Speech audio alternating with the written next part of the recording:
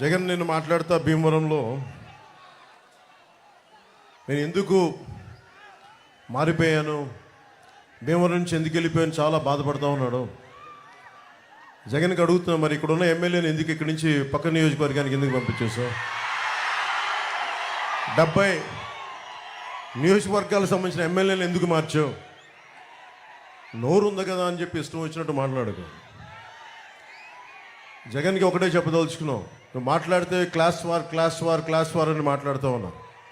మీకు తెలుసు కదమ్మా, క్లాస్ వార్ అంటే ఇక్కడ ఉన్న ఆడపడుచులందరికీ, పెద్దలందరికీ, యువకులందరికీ చెప్తా ఉన్నా. క్లాస్ వార్ అంటే ఏంటి? డబ్బున్నోడు పేదవాడిని దోచుకోవటం. ఎవరిని దోచుకున్నారు? జగన్ పేదవాళ్ళని దోచుకున్నారా, మేము పేదలకు అండగా నిలబడ్డామో మీరే ఒకసారి ఆలోచించుకోండి. జగన్ క్లాస్ వార్ అని చెప్పే వ్యక్తి ముఖ్యంగా రాగానే పొట్టగొట్టింది 337 కోట్ల రూపాయలు జాతీయ ఉపాధి హామీ పథకం కింద ఆ నిధుల్ని దారి మళ్లించేశాడు. కేవలం 6.22 కోట్ల మట్టుకే ఖర్చు పెట్టాడు. ఇది కేంద్ర ప్రభుత్వం ఒక లోక్సభలో అడిగిన ప్రశ్నకి సమాధానం.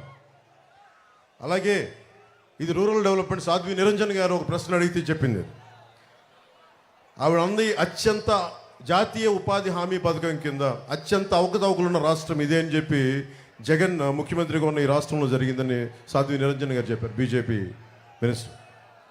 అలాగే నెలకి పోలీసులకి మన మధ్యన ఎక్కడికి వెళ్ళినా నాకు పోలీసుల నుంచి నివేదికలు లెటర్స్ ఇస్తూ ఉంటారు. టీఏలు కానీ డిఏలు కానీ వాళ్ళకి సకాలంలో జీతాలు కానీ వాళ్ళకి వారంకోసారి సెలవు ఇస్తానని చెప్పి అది కూడా ఈరోజు దాకా మాట్లాడిన వ్యక్తి.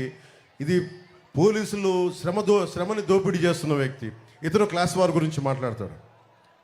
అలాగే ముఖ్యంగా మనకి పెడననగానే గుర్తుకొచ్చేది మత్స్యకారులు. అత్యంత మంచి తీర ప్రాంతం ఉన్నది. అలాంటి చోట్ల మత్స్యకార యువతకి, మత్స్యకారులకి ఏమాత్రం ఉపాధి కల్పించలేకపోయాడు. పైహెచ్చు ఉపాధి కల్పించకుండా GO 217 అని చెప్పి ఈ రోజున మత్స్యకారులు పొట్టగొట్టడానికి, ఇన్లాండ్ ఫిషర్మెన్ అందరికీ దెబ్బ కొట్టడానికి ప్రయత్నిస్తే జనసేన ముందుకొచ్చి ఆ GO 217ని మన నర్సపూర్లో చించేసాం. దాన్ని ఏమాత్రం ఖాతరు చేయకూడదు. అలాగే భవన నిర్మాణ కార్మికుల సంక్షేమ నిధి 450 కోట్ల రూపాయలు, దాదాపు 30 నుంచి 40 లక్షల మంది భవన నిర్మాణ కార్మికుల సంక్షేమ నిధిని దారి మళ్లించి దోపిడీ చేసిన వ్యక్తి. 900 చేనేత సంఘాలకి 80 లక్షల నుంచి ₹1 కోటి దాకా ఆప్కో నుంచి రావాల్సిన నిధుల్ని రానివ్వకుండా చేసిన వ్యక్తి.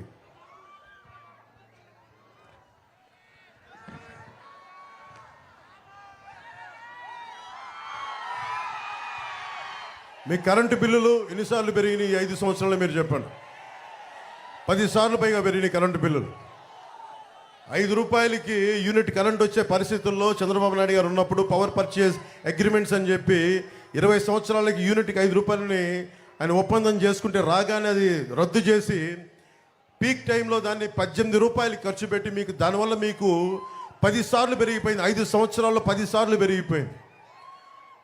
పోయినసారి ఆయన ఉన్నప్పుడు కనీసం ఒక్కసారి కూడా పెంచలేదు మనకి ఖర్చులు. టీడీపీ ఉన్నప్పుడు కనీసం ఒక్కసారి కూడా ఖర్చులు పెంచలే. ఈరోజు ఇతను రాగానే ఈ ఛార్జీలు పెంచేశాడు, కరెంటు ఛార్జీలు. దానివల్ల మీకు 27,500 కోట్ల రూపాయలు మీకు సంబంధించిన డబ్బుని దోపిడీ చేశారు. అందుకే మీకు 10 సార్లు మీరు కరెంటు బిల్లు ఎక్కువ కట్టాల్సి వస్తుంది.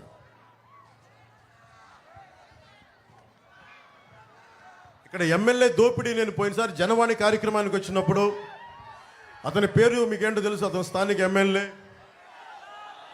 అతని గురించి నాకు ఒకటే చెప్పారు జనవాణిలో, పాస్బుక్ కావాలంటే ₹10,000 ఇవ్వాలంట, కొత్త పాస్బుక్ కావాలంటే. చేపల చెరువు తవ్వుకోవాలంటే ₹1.5 లక్ష లంచం ఇవ్వాలి.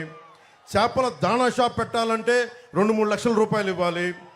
మోటార్ కూడా ఆయన చెప్పిన షాపుల్లోనే కొనాలి.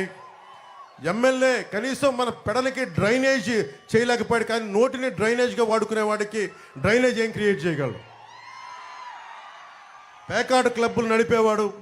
వీళ్ళు పదవుల్లో ఎక్కారు, పదవులు ఉన్నది పనులు చేయడానికి, కానీ పేకాట క్లబ్బులు